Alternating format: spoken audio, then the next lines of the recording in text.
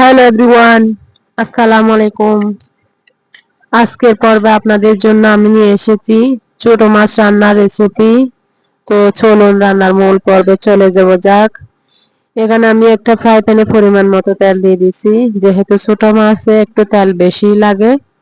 কানে দিয়েছি 2টা রসুন কুচি,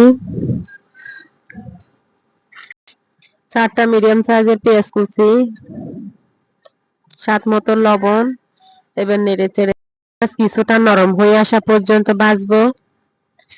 এই ছোট মাছ আবার অনেকে হাতে মেখে তরকারি দিয়েও রান্না করে। পেঁয়াজ কিছুটা নরম হয়ে আসলে দিয়ে দিব এবার 1 চামচ লাল মরিচের গুঁড়া, হাফ চামচ হলুদ গুঁড়া, 1 চামচ দিয়ে দিচ্ছি জিরা ধনিয়া সহ গরম মশলা। এবারে মশলাগুলো তেলের মধ্যে কিছুক্ষণ কষিয়ে নিব।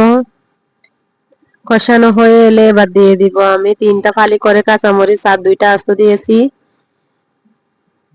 আর কিছুক্ষণ নেড়ে ছেড়ে এবার দিয়ে দিচ্ছি পরিমাণ মতো পানি।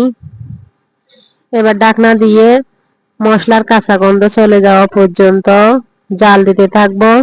প্রায় 3 থেকে 4 মিনিট জাল দেওয়ার পর যদি দেখেন এরকম পানির উপরে তেল বেশি উঠেছে আর ফেনাগুলো চলে গিয়েছে, তাহলে মাছগুলো দিয়ে দিতে হবে। মাছগুলো আমি আগে থেকে দিয়ে পরিষ্কার করে রেখেছি। এবার মাছগুলো দিয়ে দিচ্ছি, কিছুটা নেড়ে চেড়ে দিচ্ছি।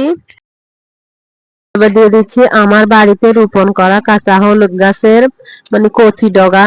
এটাকে আমি কুচি কুচি করে দিয়ে দিচ্ছি। আপনাদের কাছে যদি না থাকে স্কিপ করতে পারেন, এটা ফ্লেভার আমার কাছে ভালো লাগে বিধায় দিয়েছি।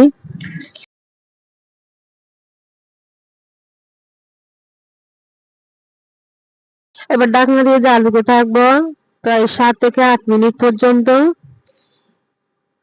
মাঝে মাঝে ঢাকনা তুলে এভাবে দুলিয়ে দিতে হবে। কাঠি দিয়ে নাড়াচাড়া করলে ভেঙে যাওয়ার সম্ভাবনা, যেহেতু ছোট মাছ, সো সাবধানে নাড়াচাড়া করতে হবে।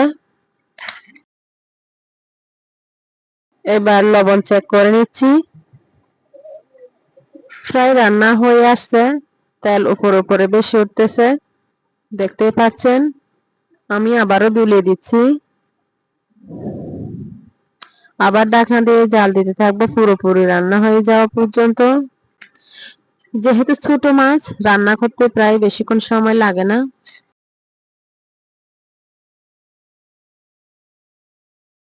প্রায় রান্না শেষ হয়ে গেছে। আবার ঢাকনা তুলে দেখতেছি এখানে ঝোলগুলো প্রায় শুকিয়ে গেছে।